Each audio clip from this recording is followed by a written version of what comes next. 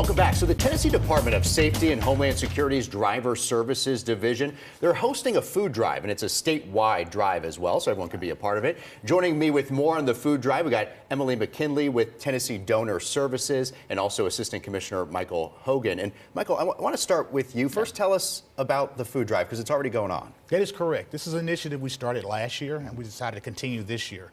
The theme is keeping hearts and tummies full of love. And so what we've done is we've placed containers at all of our 47 driver service centers across the state where perishable and non-expired food can be collected. And what we'll do is we'll take this to the food banks to those who are in need.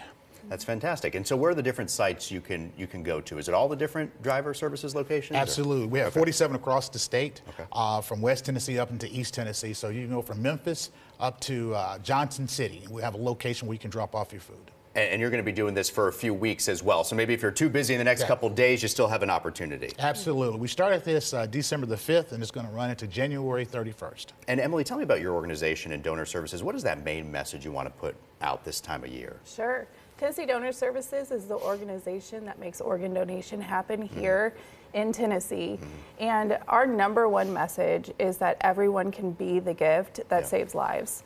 So every donor has the opportunity to save as many as 8 lives through organ donation and improve 75 more with tissue donation. And all they have to do is register to be the gift at bethegifttoday.com. As many as 8 lives could be saved just like that, just by making that decision. Absolutely. Absolutely.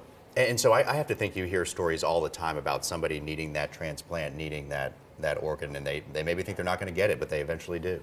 Absolutely. That's our goal, is to end the wait list. And our partners at the Department of Safety, they're on the front lines of that. They're the ones who are asking the question, would you like to be an organ and tissue donor? And so it's so exciting to be able to partner with them in one of these initiatives that the communities can see how much those staff members care about the community.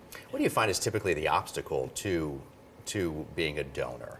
Or do you feel like most people do really sign up and check that box and say, yeah, I want to do this? I think the #1 obstacle is that people just aren't well educated about it, and they don't think about it. Yeah, I think that's probably the biggest, some of the myths that you hear, and not fully understanding how the process works. And what are some of those big myths that maybe you could kind of clear up? Yeah, absolutely. Probably one you hear from a seasoned population will say, well, I'm too old to donate. Or if I'm involved in an accident, then they will not try to save me and give my organs to someone else. And that's just truly not the case. There's a process, and Emily probably speak to it, but beyond just if you're inside the facility in some hospital, there's a process in which there are multiple individuals who are involved in a decision if a person is eligible and their organs can be used for donation. You could save a life, you could change a life just by making that one call. Real quick, Michael, give me again the different local areas that you could go to do that drop off. Right, so we have 47 driver service centers across the state. Here locally in Middle Tennessee, we have 4 locations. And then in the surrounding counties, we also have locations there. So if you're in Wilson County, Rutherford County, Wilson County, all of those locations, where there is a driver service center, you can drop off your items. All right, very good. And we got those details up on that screen now, because you're going to be doing this through the new year as well, through January 21st. And of course, you got a lot of different sites, and then you partner with different organizations to make sure those supplies get to the folks who really need them. All right, Michael, Emily, thank you so much for joining us. Happy holidays, Merry Christmas. Thank you for being here. We're going to put this whole segment, if you missed any parts of it and still have some questions about the drive, on WKRN.com, so you can watch it there as well.